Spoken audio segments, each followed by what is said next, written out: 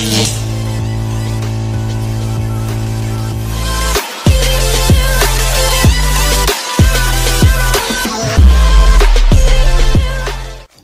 বন্ধুরা, শুভ সকাল।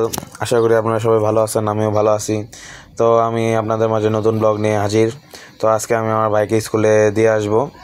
তো এই হলো আমার ভাই, এবং আপনারা দেখতেই পাচ্ছেন যে আজকে সকালের পরিবেশটা খুবই মনোরম ছিল। হালকা হালকা গরম ছিল, বাট তারপরও কুয়াশা কিন্তু কমে নেই, কুয়াশা ভালোই ছিল।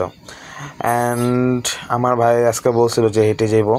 সাধারণত সে রিক্সা দিয়ে যায় স্কুলে, বাট আজকে বলছে যে হেঁটে যাইব। তো আমিও বলছি আচ্ছা চল হেঁটেই যাই। তো আমি হেঁটে যেতাম মূলত নদীর পাড় দিয়ে, বাট ওকে নিয়ে আমি নদীর পাড় দিয়ে হেঁটে যেতে চাইতেছি না, তাই আমরা হেঁটে যেতেছি মেন রোড দিয়ে।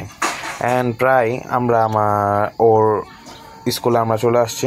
প্রায় যদি আমরা এই রাস্তাটা পার হই, দেন ওদের স্কুল সামনেই। আপনারা হয়তো বা জানেন অনেকেই যে আমারও একই স্কুল ছিল, আমি ক্লাস 6 থেকে 10 পর্যন্ত একই স্কুলে পড়ছি। তো অনেক স্মৃতি আছে স্কুলে।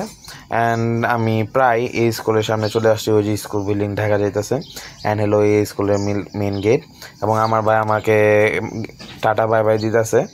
তো ওকে স্কুলে দিয়ে আমি এখন বাসার পথে রওনা দিলাম। তো বাসায় যাওয়ার জন্য আমি এখন অন্য পথ দিয়ে যাব, মানে নদীর পাড় দিয়ে যাব, বাট নদীর পাড়ে যাওয়ার জন্য অন্য পথ দিয়ে যাব। এবং এই পথটা মূলত আমি যখন স্কুলে ছিলাম তখন এই পথ দিয়ে আমি মূলত বাসায় যেতাম আগে, এবং এটা ছিল আমাদের রেল লাইন নারায়ণগঞ্জের। অ্যান্ড এই হলো নদীর পাড়। এখন নদীর পাড়ে এসে বসে, এবং দেখতেই পারতেছেন যে মারাত্মক লেভেলের কুয়াশা। তখন প্রায় সকাল 9টা বাজে। সকাল 9টার মধ্যে দেখেন কত কুয়াশা আছে, এবং হালকা হালকা গরমও ছিল, তাও কুয়াশা কমে নাই।